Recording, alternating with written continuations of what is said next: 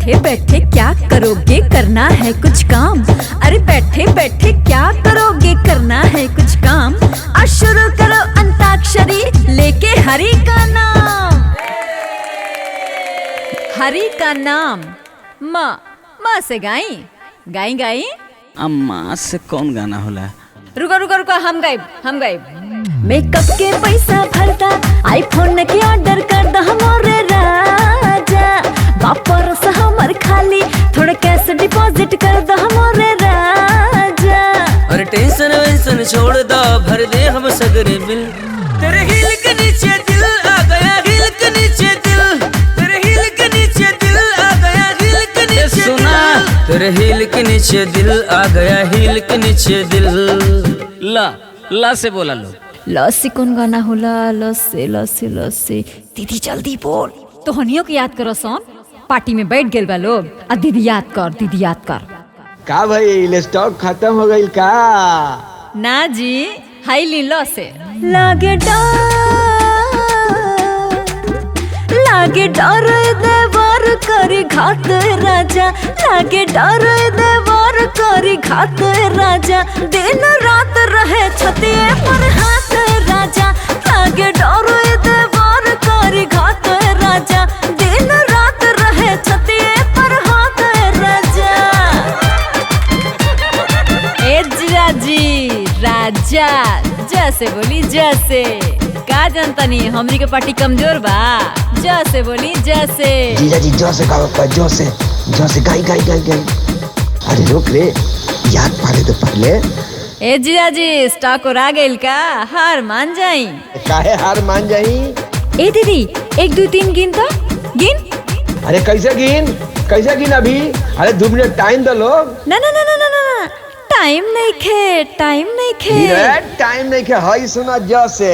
जैसे गरमी में लहे लहे, जैसे गरमी में लहे लहे बेनिया डोले ला, वैसे चल लू तपतरी कमरिया डोले ला। जैसे गरमी में लहे लहे बेनिया डोले ला, वैसे चल लू तपतरी कमरिया डोले ला। लो फिर से लो आ गई। ला से गावा, टाइम मत लगावा। आकी गिनती गिनी। इतना जल्दी गिनती? तनी टाइम दो। ए तोरा याद बा? जा केकरो नहीं खियाद। अरे केकरो नहीं खिया तो हम गा देता नी। हार मान जा। काहे हार मानी? गायब तो गाव। अब का बिहान गईबू? अरे अभी गावतानी। इला ला लड़के से ज्यादा तू ही भाव खाला। हम खुले हम बनी तू काला जाला। हम ले जानी। अरे लड़के से ज्यादा तू ही भाव खाला। हम खुले हम बनी तू काला जाला। हम कह लगेला हमर आशिक पगलेट बाजी। आशिक पगलेट बा। अब खाली हजान भर पेट चुमा चॉकलेट जैसन बा।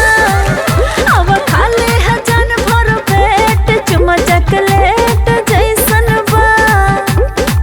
चॉकलेट जैसन बा। बस से बोली।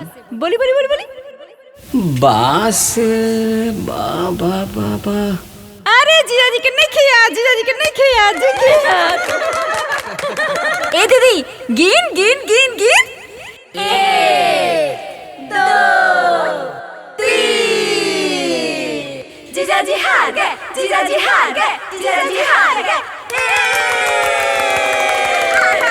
चली अब रघुआ हार गई नी ना, तो दीदी के उठा के घुमाई।